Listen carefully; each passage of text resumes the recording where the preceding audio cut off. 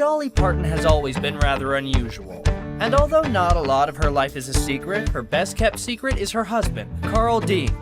If you were wanting to see a pair that was hashtag couple goals before it was even a thing, Dolly and Carl's romance is the personification of it. And I have been with my husband for 56 years. We dated for 2 years before we married. So we've been together most of our lives. And we're still happy. Can you believe that? Their love story began nearly 60 years ago in 1964. It was 18-year-old Dolly's first day in Music City. The young, soon-to-be star had just moved across the country all on her own, and she was dying to get out of her grungy clothes and do some laundry. She headed down to the wishy-washy laundromat, and she was most likely folding her delicates when she caught 20-year-old Carl's eye. He was driving past in his white pickup truck and admits, "My first thought was I'm gonna marry that girl. My second thought was, Lord, she's good looking." And that was the day my life began. He hollered at Dolly to get her attention, and then he asked her out on a date. And she said no. But she did invite him over to come to her aunt's house because Parton often babysat her nephew. He came up every day that week and we sat out on the porch. I wouldn't even take him in the house. Then my aunt got a day off and she could keep the kid, and that was my first chance to go anywhere with Carl. And he drove me straight to his folks' house and introduced me to his mother and daddy, because he said he knew right the minute he saw me that that's the one he wanted. Their meet cute sounds straight out of a country song, doesn't it? It was less than 2 years later when Parton and Dean had a private ceremony. It was only them, the pastor, and Dolly's mom that attended because they decided to elope. But why? Parton's record label asked her to wait a year before getting married for the sake of her career, but she and Dean couldn't wait. They went to Georgia so that the event wouldn't be reported in the Tennessee press. My mother made me a little white dress, a little bouquet, and a little Bible.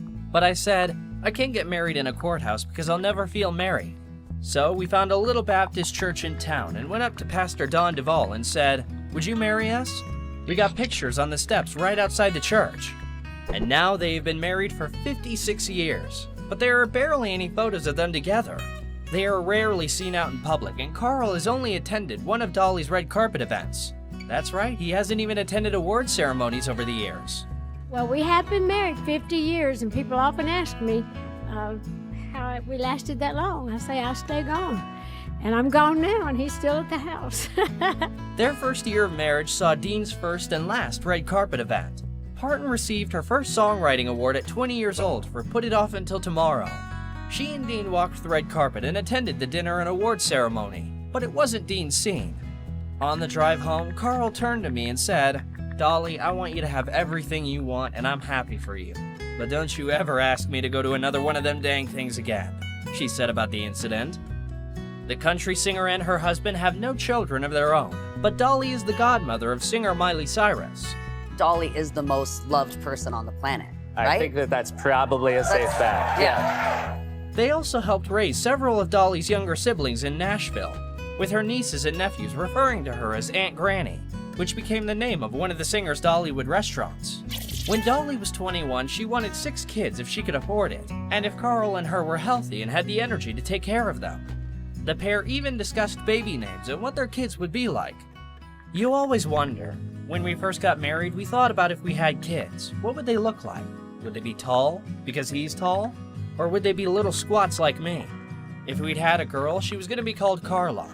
Anyway, we talked about it, and we dreamed about it, but it wasn't meant to be, she said.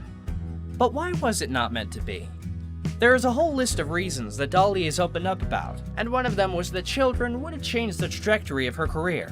She loves that having no kids meant she was independent and had the freedom to achieve her dreams as a country star.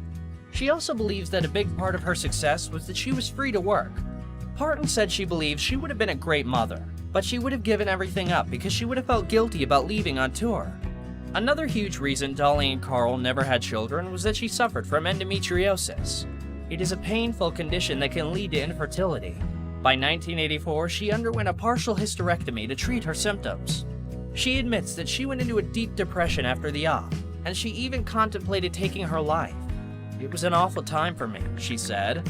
This was one of the more serious and unchangeable reasons for not starting a family together, but now that the couple is older, they're glad they never had kids. Parton has said that her legacy is her music. She also realizes that she didn't have kids of her own, so everybody else's kids could be hers. She considers herself a mother to everyone, from her nieces and nephews that her 11 siblings had to her godchildren. She loves that she has the family she always dreamed of, just not the way she dreamed it. The country star has always had a calling to help children, and she even started her own non-profit organization, Dolly Parton's Imagination Library. The organization provides free books to preschoolers. I didn't have children because I believed that God didn't mean for me to have kids, so everybody's kids could be mine, so I could do things like Imagination Library. If I hadn't had the freedom to work, I wouldn't have done all the things I've done. I wouldn't be in a position to do all of the things I'm doing now. They say opposites attract, and it's true for this couple. But that's what feels fun for Parton after almost 6 decades of marriage. She never knows what he's going to do or say, so he is always surprising her. She speaks about how different they are, but how it works so perfectly, saying, "He wants to be mostly around the house. He knows I'm just the opposite. I can't go enough places and do enough things. He loves that. He's independent. He doesn't need me in his face, and it's the same with me. But when we're together, we have enough things in common that it works." Carl's love for privacy may just be the secret that keeps their romance strong. Some people think Carl just doesn't even exist. Oh, I know. A lot of people have thought that through the years because he does not want to be in the spotlight at all. Why is that? Oh, he just hates that. That's just not who he is. After 58 years together, Parton says she and Dean keep the spark alive by planning spontaneous but simple dates for one another. She will cook some food she knows he loves, pack it up in a picnic basket, find a riverbank somewhere, and they have a picnic. I'm still one of those people that really can cook like the old days, that soul food cooking, and that's the kind I like best. Dean will always think of ways to make her feel special, and he keeps some tradition alive that he started decades ago. In the springtime, when the first yellow daffodils come out, he will always get her a bouquet, and he'll usually write her a little poem. To me, that's priceless. That's like a date in itself, she said. Dolly has had many big hits over the years, but one of her most famous is Jolene. You don't need to be into country music to know that song. Apparently, it was inspired by a bank teller who had a massive crush on her husband. He just loved going to the bank because she paid him so much attention. It was kind of like a running joke between us. When I was saying, "Hell, you're spending a lot of time at the bank. I don't believe we've got that kind of money." So it's really an innocent song all around, but sounds like a dreadful one. The couple renewed their vows for their 50th wedding anniversary in 2016, and Dolly got dressed up in what she called the most beautiful gown you've ever seen, and dressed that husband of mine up. They were surrounded by family and friends and had a simple ceremony at the chapel at their house. She always said if she had to do it all over again, she would, and they did. Dolly and Carl have a marriage that has withstood not only the test of time, but the test of Hollywood. She wrote a song about their love story called Pure and Simple, and their sweet relationship is exactly that. They are living out a country song and a romance novel all in one. They love each other deeply, and that's all they need to keep their marriage alive. Dolly also says the secret to a successful marriage is fried chicken, because you can't go wrong with it. I'm dragging him kicking and screaming into the next 50 years. Wish us luck. Well, good luck, Dolly and Carl.